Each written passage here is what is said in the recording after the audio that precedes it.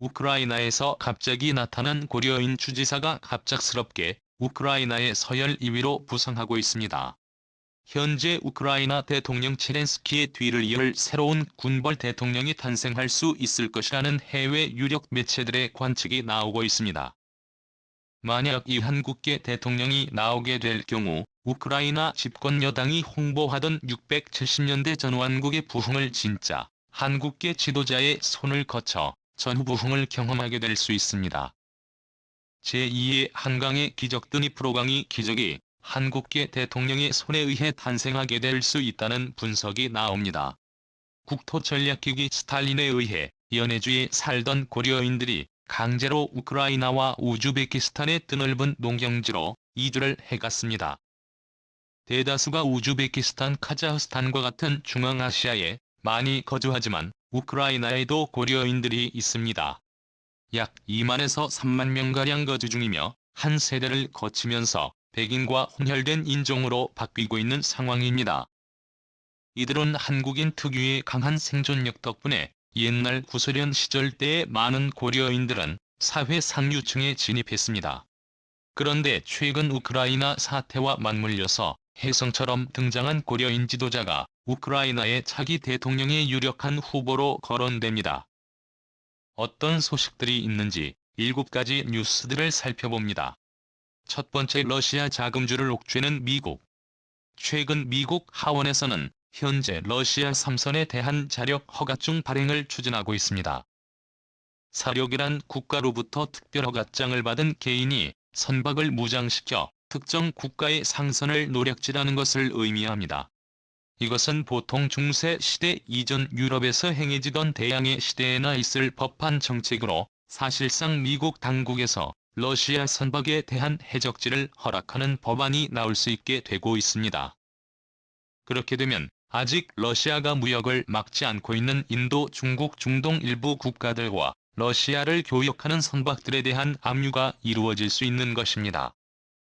두 번째, 물가 폭등중인 러시아. 현재 러시아에서는 맥도날드와 같은 서방 자본이 철수하면서 맥도날드 햄버거 세트를 냉동실에 수십 개씩 비축해 두고 있고 중국 거래 시장에서 매매가 이루어지고 있습니다.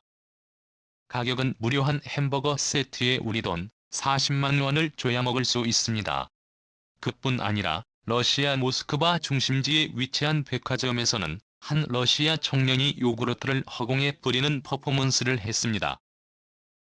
놀라운 점은 많은 모스크바 시민들이 아무도 그 루블화를 줄여들지 않았다는 것입니다.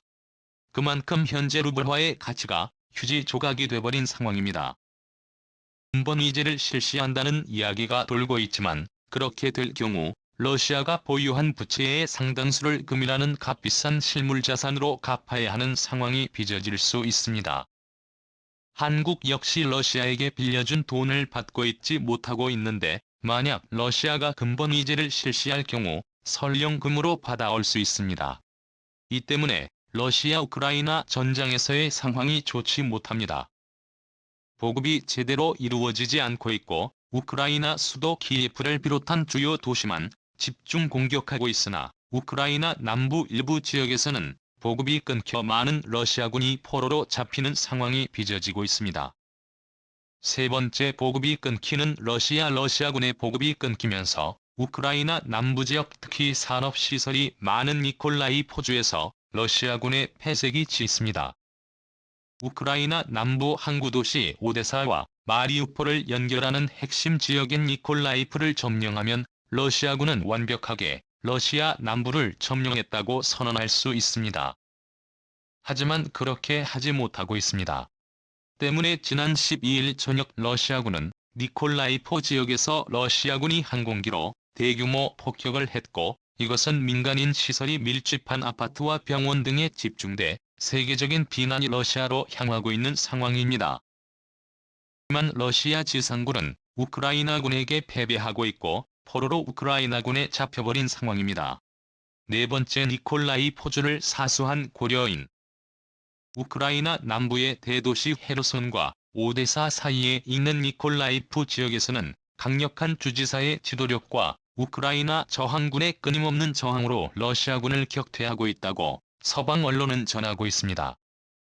특히 니콜라이 포주지사이자 이 일대의 전체 병력을 통솔하고 있는 고려인 비탈리 기행추지사는 오는 17일이면 러시아군이 회군을 할 가능성이 있고 우크라이나군 쪽으로 러시아의 아들을 보낸 어머니들이 우크라이나의 요청에서 자신들의 아이들을 생포해서 데리고 와 달라고 요청을 하고 있다고 전하고 있습니다.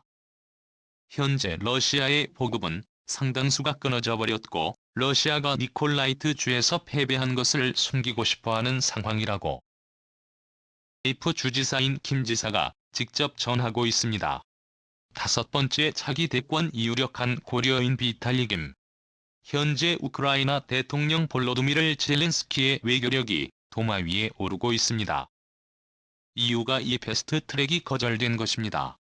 주요 원인으로는 이외에 우크라이나가 가입하면 폐허가 된 우크라이나 재건을 이 회원국들이 재정을 분담해야 하며 이유는 상호방위 조항이 있어서 나토와 같이 한 회원국이 영토 공격을 받게 되면 서로 모든 수단을 동원해서 도와야 한다는 의무가 있는데 현재 이외에 우크라이나가 가입하게 되면 사실상 제3차 세계대전으로 확대되는 상황이 오게 되는 이유와 또 그리고 마지막으로 우크라이나의 경제력이 기존 이후 회원국과 너무 수준 차이가 심하다는 이유로 이외에 받아줄 수 없다는 회원국들의 의견으로 인해서 우크라이나의 이유가 이 일이 사실상 무산된 상황입니다. 때문에 현재 벌써부터 우크라이나의 새로운 리더십 차기 우크라이나 대통령에 대한 관심이 집중되고 있습니다. 가장 유력한 인물이 바로 비탈리 기니콜라이 주지사인 것입니다. 1981년생 구소련 출생. 고려인인 비탈리 김은 현재 우크라이나 남부 미콜라이프의 주지사입니다. 현재 그는 우크라이나 주방위군과 민병대를 합쳐 약 4만 명의 지상 병력을 지휘를 하고 있는 상황입니다.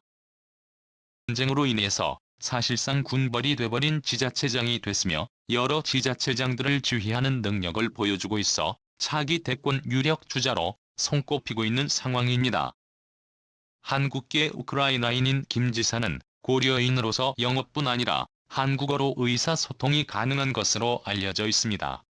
전쟁이 있기 바로 직전 비탈리 김 주지사와 젤렌스키 대통령이 소속돼 있는 우크라이나 집권여당 는 정책 홍보를 하는 방송에서 전후 한국의 번영에 관한 한강의 기적을 그대로 소개하며 자신들이 꼭 그렇게 우크라이나를 한국처럼 만들겠다고 하는 TV 광고를 내보낸 적이 있습니다.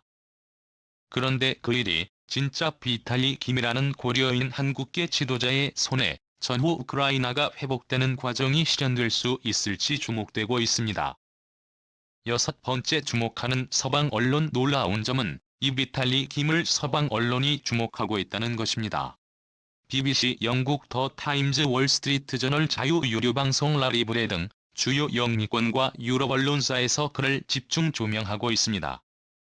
월스트리트 저널은 그를 레지스탕스 리더로 소개하고 있고 영국 더 타임즈지에서도 그를 차기 지도자의 유력 인물로 소개하고 있습니다.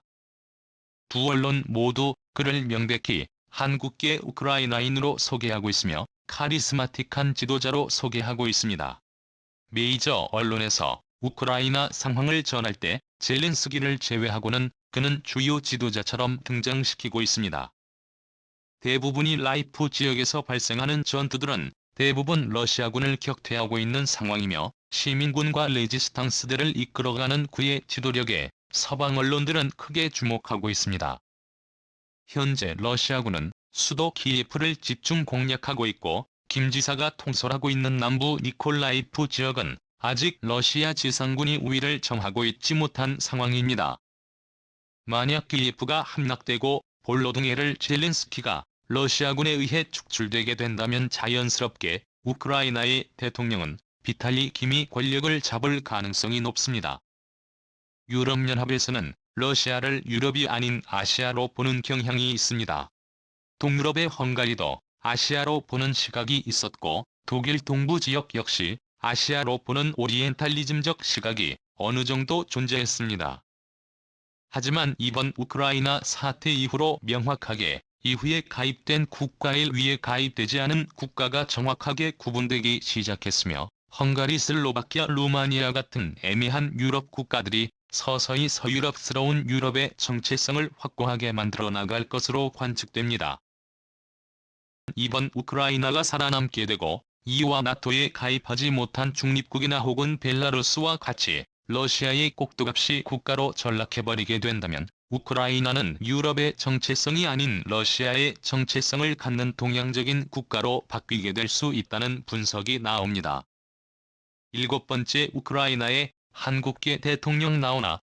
우크라이나가 전후에 한국계 대통령이 선출돼서 폐허가 돼버린 나라를 이끌어 나가게 된다면 많은 부분에 있어서 한국의 지원이 들어갈 수 있을 것으로 관측됩니다.